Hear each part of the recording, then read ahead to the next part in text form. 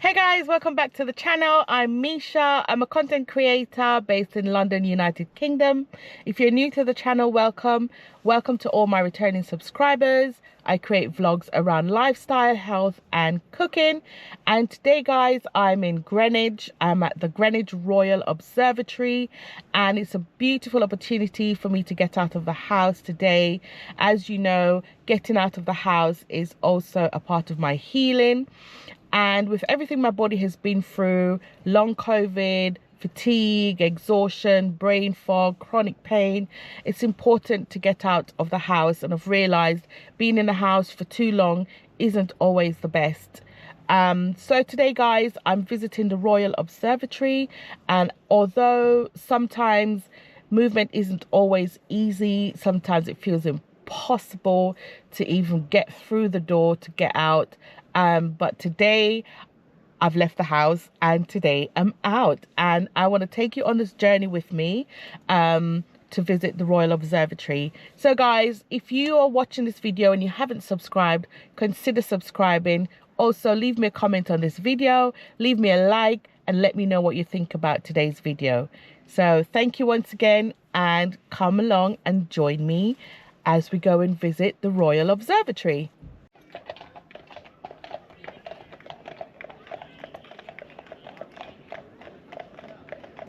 Okay guys, so I've got my parking, I've paid for my ticket and I've parked in the disabled bay. It's really good that the parking is really close to the Royal Observatory. So now I'm going to make my way down to the observatory. As you can see, right in front of me is the statue of General James Wolfe. Wolfe was a British Army officer who became a national hero after the Battle of Quebec in 1759. During the 7 Years' War, he led British forces to victory over the French, but he was killed during the battle at just 32 years old. This statue was unveiled in 1930 and sculpted by R. Tate Mackenzie, a Canadian-born artist. It stands here in Greenwich Park because Wolfe is believed to have stayed in Greenwich before sailing to Canada. And looking at this view overlooking London, it's a powerful setting, symbolising Britain's naval strength and global influence at the time. Greenwich isn't just about astronomy and the prime meridian, it's also deeply connected to Britain's maritime and military history. History, science and empire all meeting here on this hill. 1, 2, 3. Come this side, that's it. Ready? Stand up for the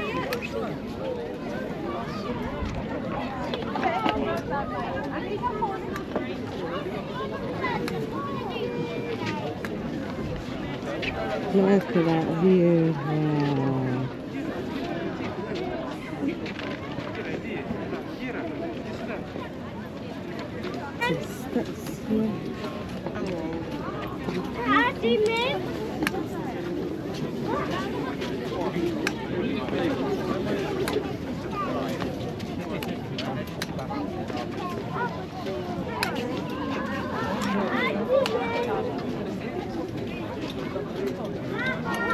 Okay, can we just take a moment to appreciate this? There are actual police officers on horses here. So if you're wondering why they're here, it's because we're right by the Royal Observatory Greenwich, and this whole area is part of Greenwich Park, which gets a lot of visitors.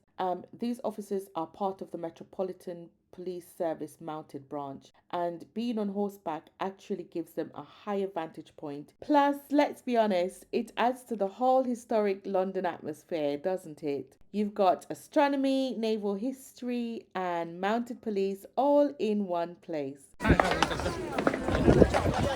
there we go, the police horses.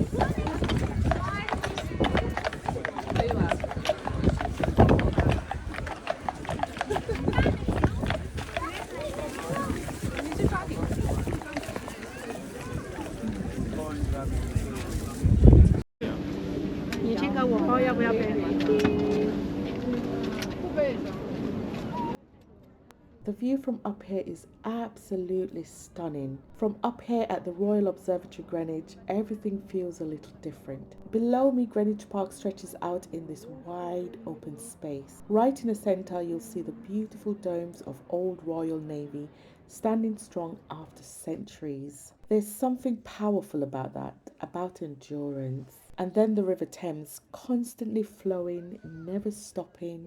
It doesn't rush.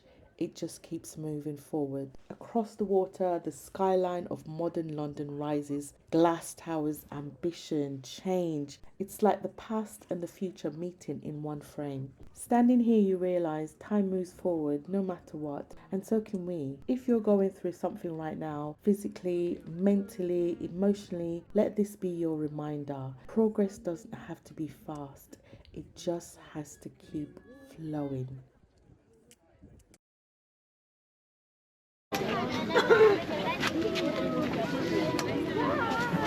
Continue. Okay guys, we're at the Royal Observatory now. That's the dome there. Got Greenwich Park further down.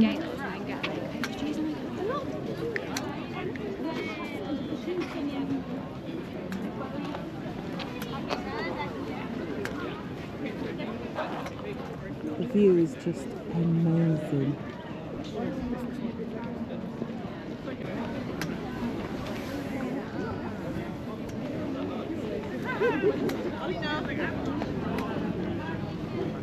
So if you're coming from the Cutty-Sark area or from the museum or from the park, then you'll have to come up this hill. I'm not going to attempt it because it's a very steep hill and I would probably need to call an ambulance if I try.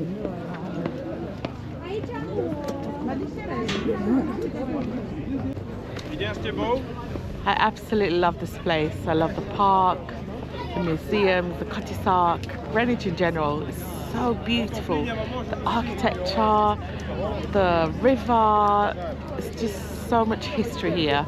So guys, if you are in London or if you visit London, come and check out Greenwich. It's so beautiful. You will not regret it, I promise you.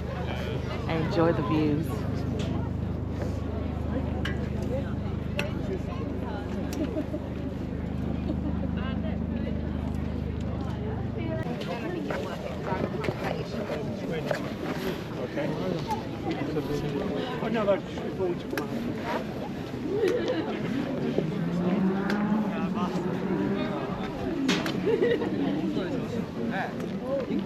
Right here on the brick wall outside the Royal Observatory Greenwich is a clock that quietly changed the world. This is the Shepherd Gate clock.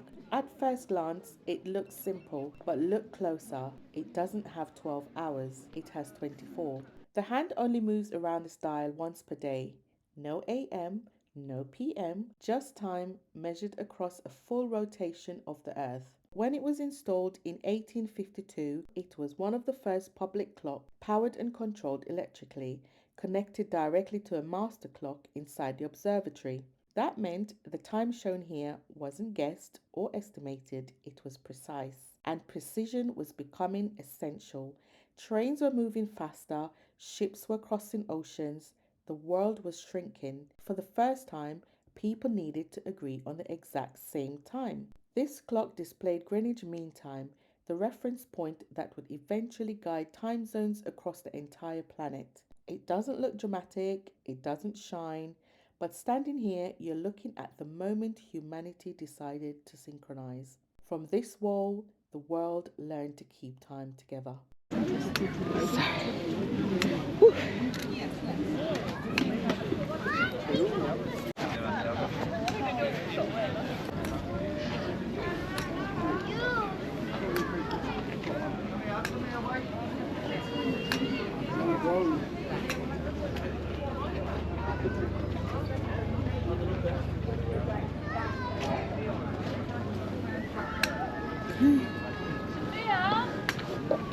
Let's go in.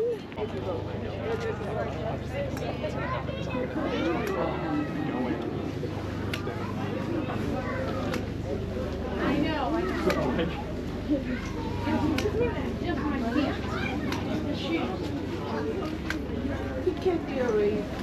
think I'm going to take a rest break before I go in.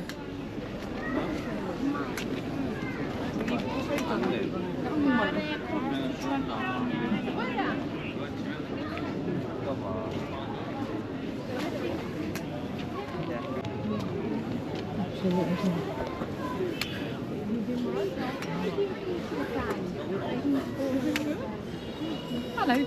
Hi. I would like to book a ticket to go in, please. Yes, just straight through. That's the ticket office. Lovely, thank you.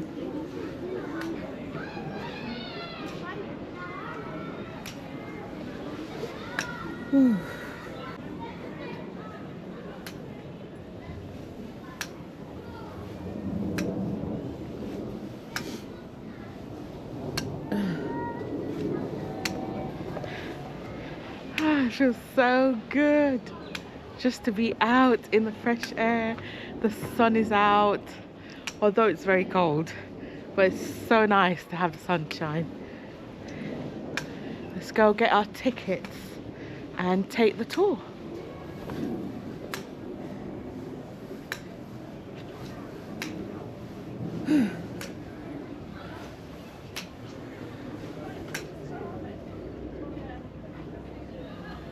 This way.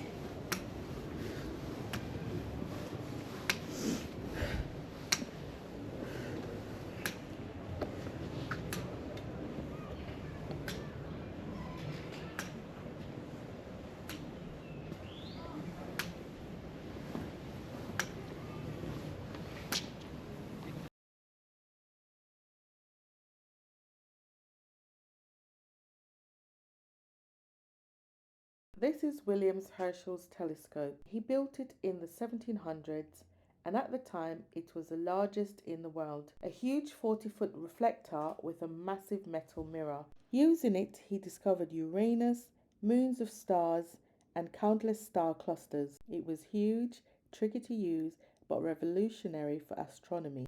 Okay, so they've got steps here, but I'm going to go around and take the ramp.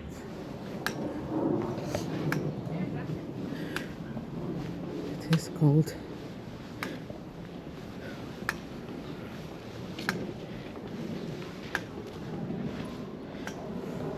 I'm going to see if I can catch the guided tour, the Meridian Line tour. It starts at 2, but as I'm Speedy Gonzales, as I'm running really fast, you know, walking really fast. I don't know if I'll get there, but we'll see.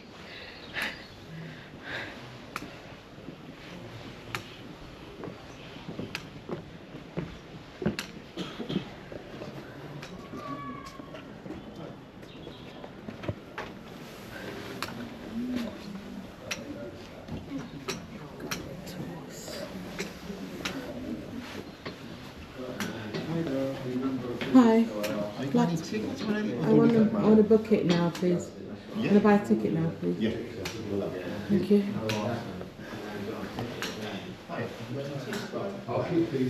Hello. Yeah, I need that 1 second to get over. Yeah, I'd like to get a ticket, please.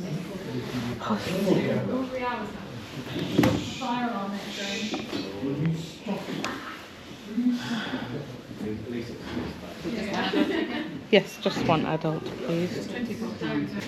Lovely, thank you very much. Yeah, they've started, there's a tour, Meridian Line tour at 2. That would probably be in the courtyard, but if you listen out, there'll be an announcement. Okay, great. You might find a group in the courtyard. Right, okay, thank you. Both a magnet and the squeeze out.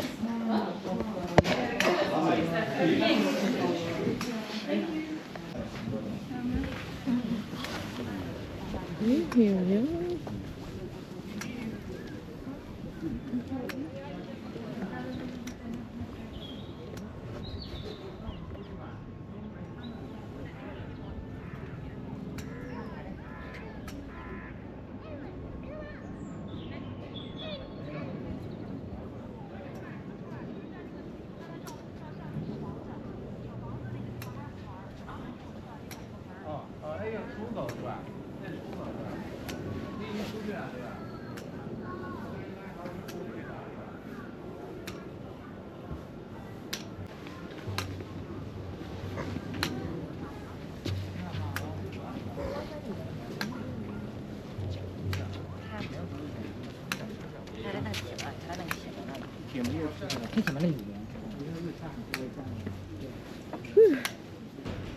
Oh Lord. This is a dolphin sundial.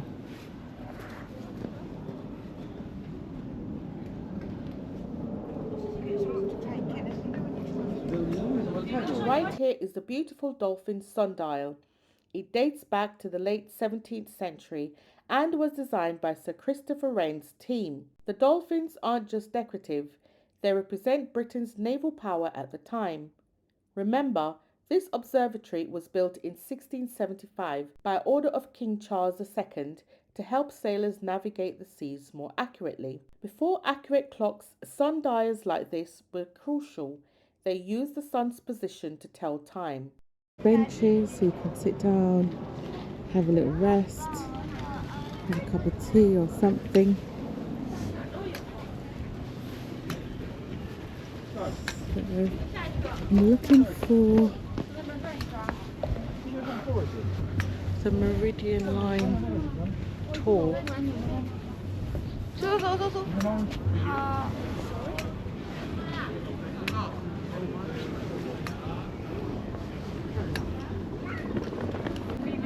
out that view. So beautiful.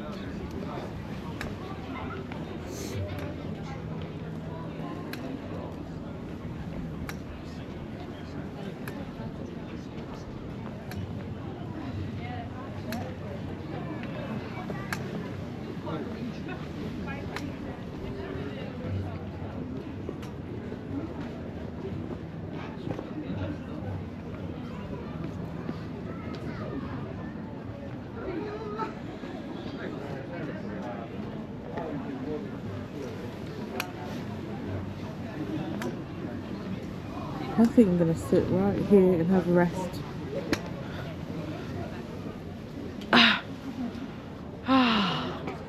Much needed rest.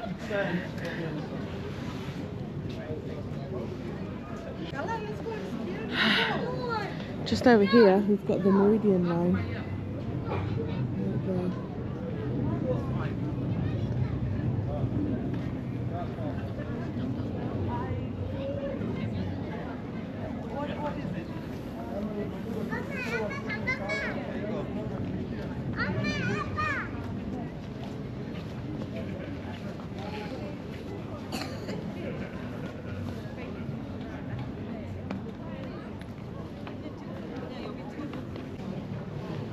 There's a lot of people here. It's so busy.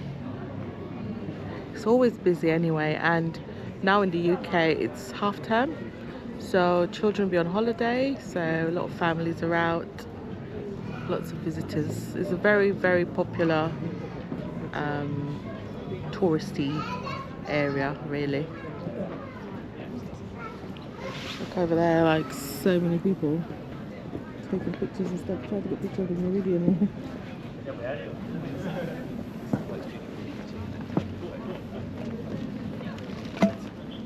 Excuse me. Oh, here we are. I think the tour is going to start. Good afternoon and welcome to the Royal Observatory. Starting in approximately 10 minutes at 2:15, there will be a short talk about the history of the Royal Observatory and how the prime meridian, 0 degrees longitude, came to Greenwich.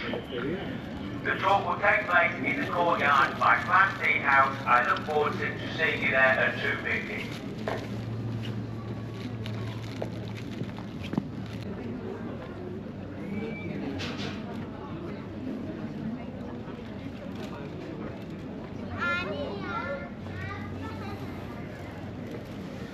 I'm just resting, guys. I need to get my energy back.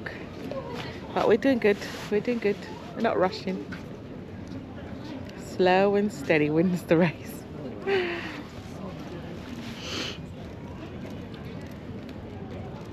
Why was it so important? Just take a seat, you'll find out more. Okay, any minute now. You're all very welcome, it's all part of the fee. Okay, still got a little bit of sunshine. It may not last. It's always nice to know where people have travelled from today. Dare I ask where you've travelled? Just down the way. Just down the road. Ireland. Which bit out of interest? The north, and that's lovely. The dark north. No, it's not dark at all. It's just I know Ireland, so it's always nice to know which bit. China. Switzerland. Okay, well you're all very welcome. Thank you for visiting. It's half term, so you can tell there's slightly more people from Britain than there usually is, so that's always good. But we welcome visitors from all over the world here. Because in its time, the observatory was the Los Alamos of its day. It revolutionised safe sea travel and changed the world. And we'll find out why. But to do that, a little bit of history first. We're going to go back in a time machine.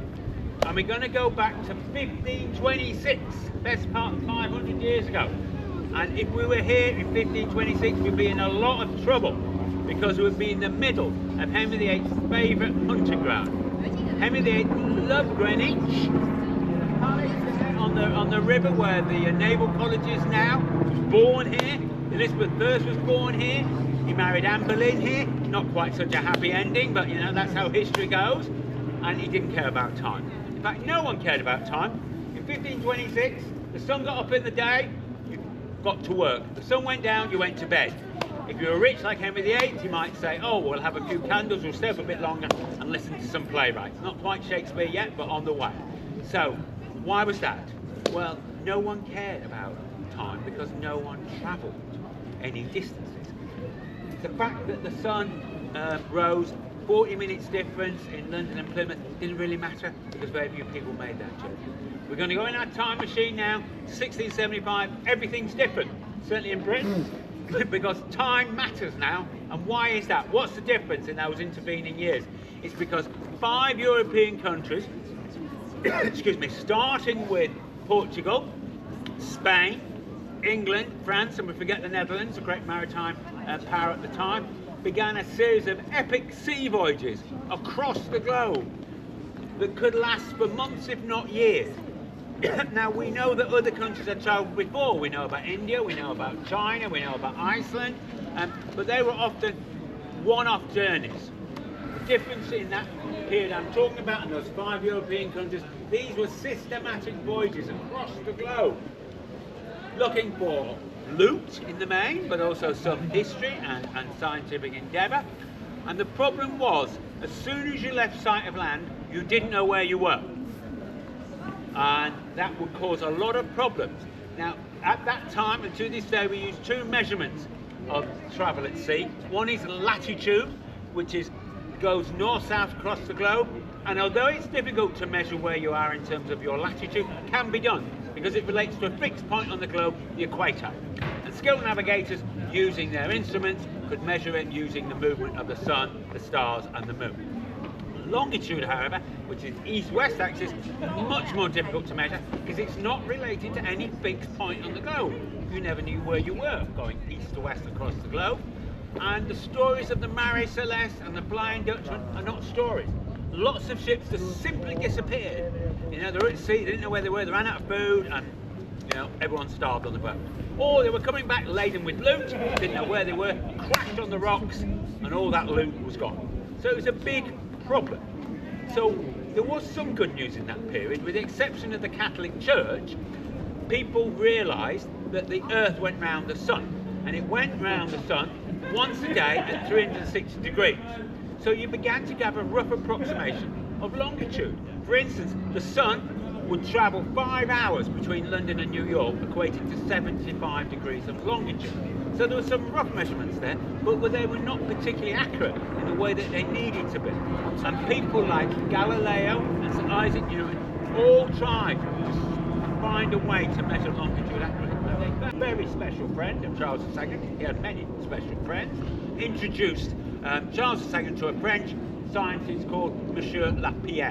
And what Monsieur Lapierre was able to say to Charles II, I can help you, England, solve the problem of measuring longitude. What you have to do is take thousands of measurements of the movement of the sun and the stars, and what that will mean is you can begin to produce charts. You can begin to plot longitude using the lunar distance method of measurement. But to do that, you have to have an observatory.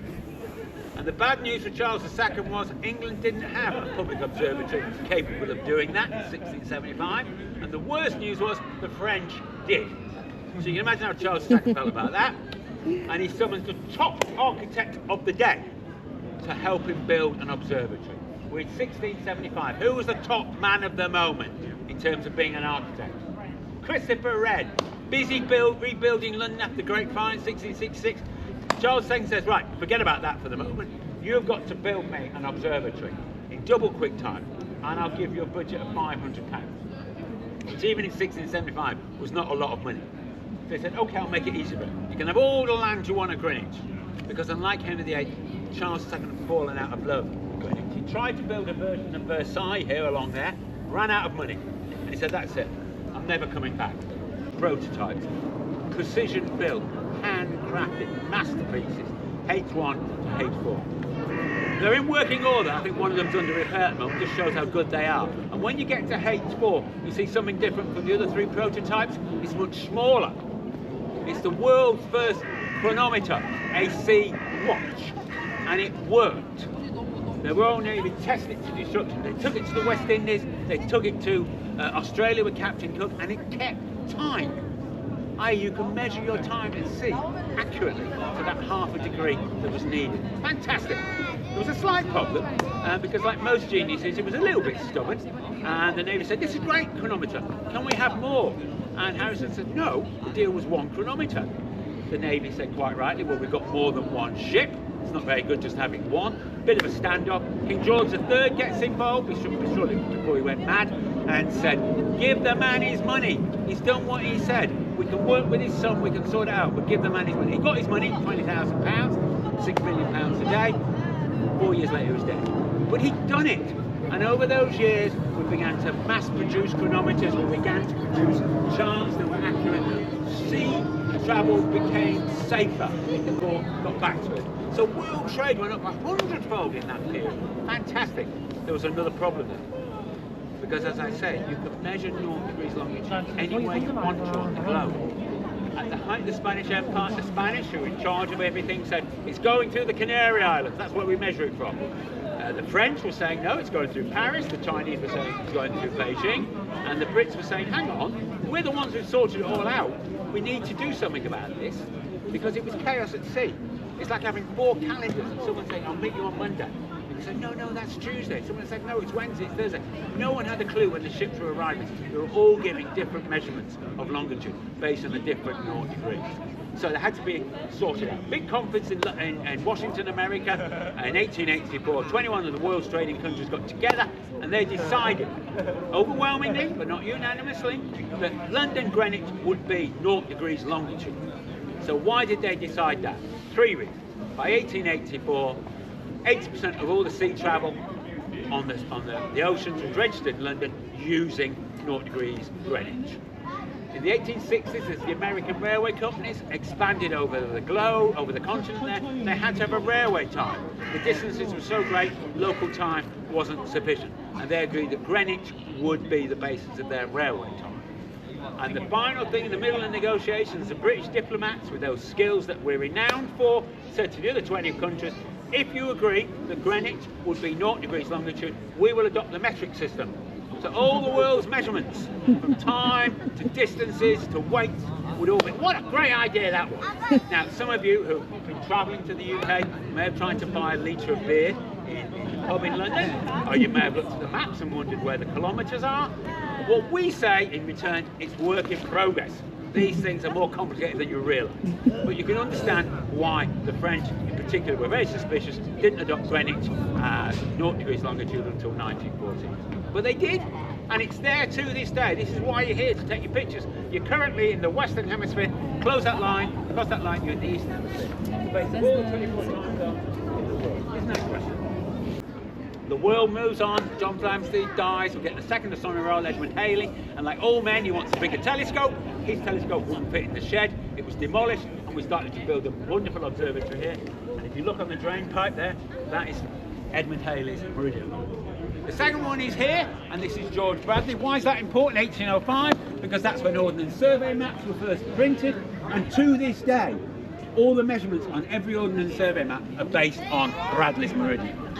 But the one that matters here, James Bradley, George Bailey over here, 1884, that's the one, as I say, to this day, is used to measure all of 0° longitude changing. So if you put your phone on the line, you'll notice there's a little bit of a quiver. It doesn't say it's 0°. That's because it's using universal time.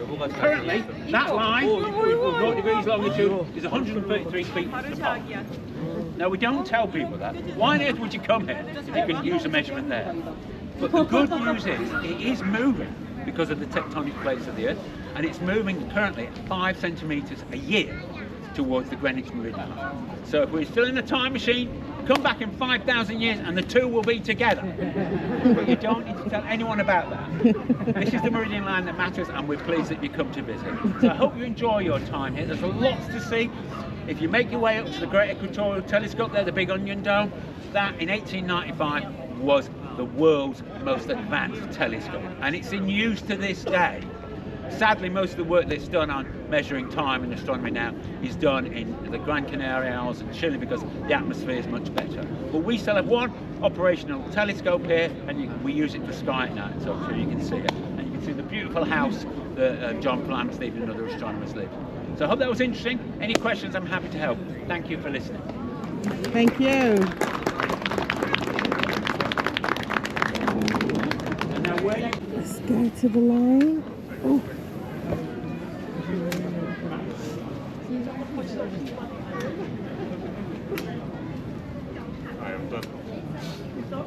So this is the meridian line.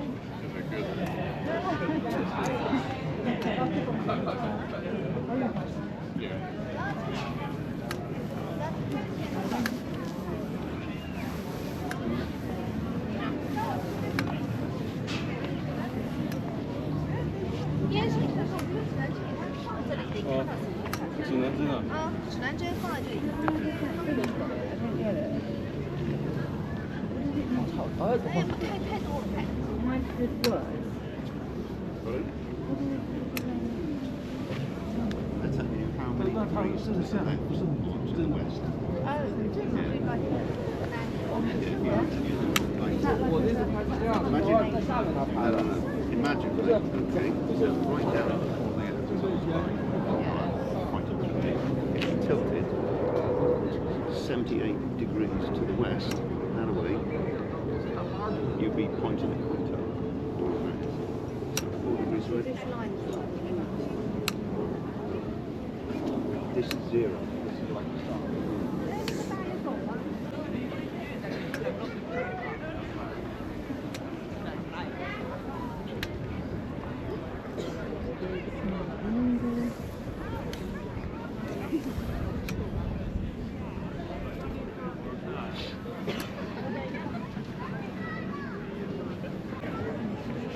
I need to ask someone to take a photo for me.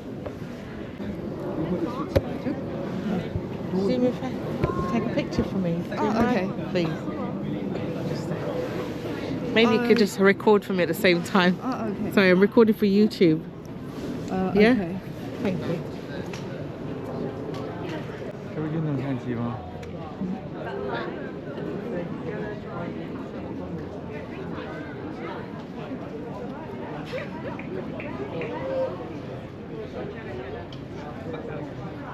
Okay. Lovely. Where do I go next?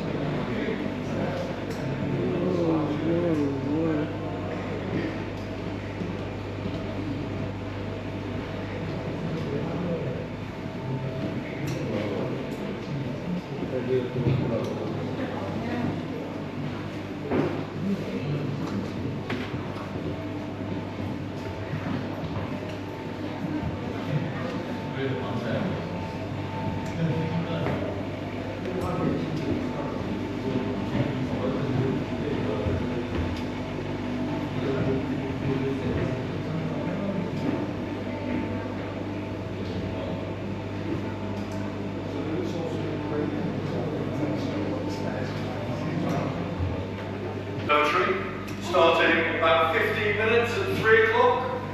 Tickets available now from the admissions office. Thank you.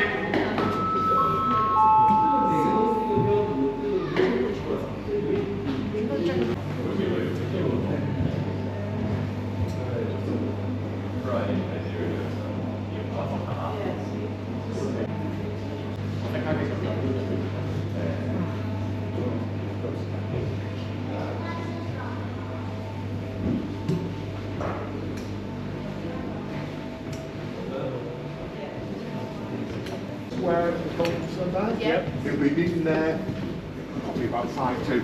Nice one. Yeah. Thank you. Yeah, I really enjoy it. He's really good, Paul. Yeah. So there's one more gallery upstairs as well. Yeah, I don't think I could use the No stairs. problem.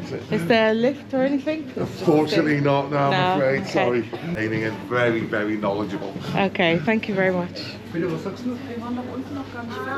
So, okay. Ich habe nicht gewusst, wo ich bin. They're in the shop. I hate to separate you like that. And it's Valentine's Day after all. And all.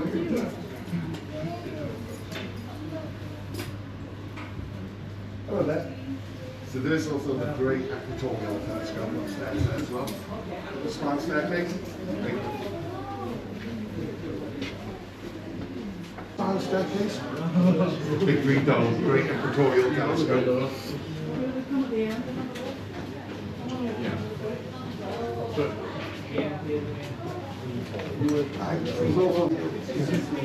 said hello to me on the way through, I recognise you. Alright, how you doing?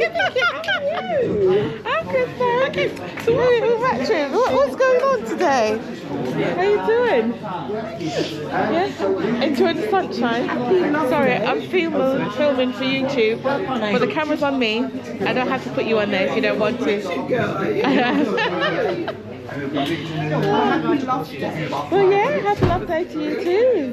I love the red. Yeah, I came by myself. I'm pushing the boundaries. Yeah. I'm paying for myself, taking my time. Nothing really, just decided to come out today and because I'm stuck indoors most times, so because of, you know, my health issues. So I challenge myself, which is why I'm doing my YouTube, because I'm documenting my journey, you know, my healing journey. That's it. And hopefully can impact somebody's life as well. I had a second stroke in 2019. Sorry, do you mind if this be on camera? I want to switch it off. You don't mind? You want to share your story? Yeah. Okay, well, okay. Cameras on you now. Okay. I had a second stroke in 2019. Yeah. I'm living with retrograde amnesia and only 6 years conscious memory. I'm actually the most sophisticated 6-year-old you'll ever meet. Oh, really? Oh, God. Yes, because I don't have memory before 2019. Oh, no. So I'm quite literally living in a world that is fresh Young. and new. And what's it? I'm actually going to be 7 on the 27th of February. I'm going to be 7 years old. Oh, wow. So my understanding of myself and the world is actually only 6 years currently. Oh, wow. So on the one That's hand, because of the stroke. yeah. On one hand, there are lots of challenges, but I am having the most amazing adventure with God, and my boys. And my boys are JC, Jesus Christ, H, the Holy Spirit, and Papa G. So me and the boys, we just kind of hang out. And because of them, I can navigate a world that's unfamiliar to me and show up like this. Yes. I'm not defined by my situation or my circumstance. Yes. I'm defined by the fact that I am a divine original handcrafted by God. I am bona fide, born again. Amen. Jesus is my brother. Yes. He's my Lord, my Savior, and my friend. Yes. And God is my daddy. He is my Abba Father. Yes. He is kind of sovereign. He's everything, but he's my daddy. Yes. And I am able to walk this journey through every challenge that I have every single day of my life because of who I am and whose I am. Yes, amen. But I want to say, don't be defined by your situation. Right, yes. And so these challenges that we are facing, health or otherwise, they are growth opportunities. You can either define yourself by that situation or that circumstance and how terrible it is, or you can say, this is who I am, right, how can I navigate this? Yes. Because it's who you are that's going to help you to navigate this stuff. But you know what? You have to come to a place of acceptance. That's the Number word. one. It's difficult, but once you get to that place and you start rebuilding and start taking small steps every day, you know, and just rebuild your life. It may not be the same life that it used to be. Yeah. What it actually means is you don't do things the way you used to. It doesn't mean that you can't do it. You just do it differently. That's it. And own the difference. Sorry to interrupt. Yeah. No filming is allowed inside. Oh, is it? Sorry. All right. Okay. Okay. Let's go. We'll go out now. Sorry to interrupt you. Yeah, that's okay. Okay, then we're going to get Thanks out. to let me know. Anyway, my love, I'm going to let you go. All right then. Yeah, lovely to see you. You take care. So actually, what's the channel? Pardon? What's the channel? It's called Herbs and Spice Vlogs. Is it all right for me to post you on here? Yeah. Yeah, okay. Wow, that is so interesting. That lady's story is so inspiring. Okay, guys. Gonna go and get a hot drink now. I'm out of the Royal Observatory. I didn't do the full tour. I just did what I could. But I'm gonna have a hot drink and maybe I'll go back in. We'll see. Okay.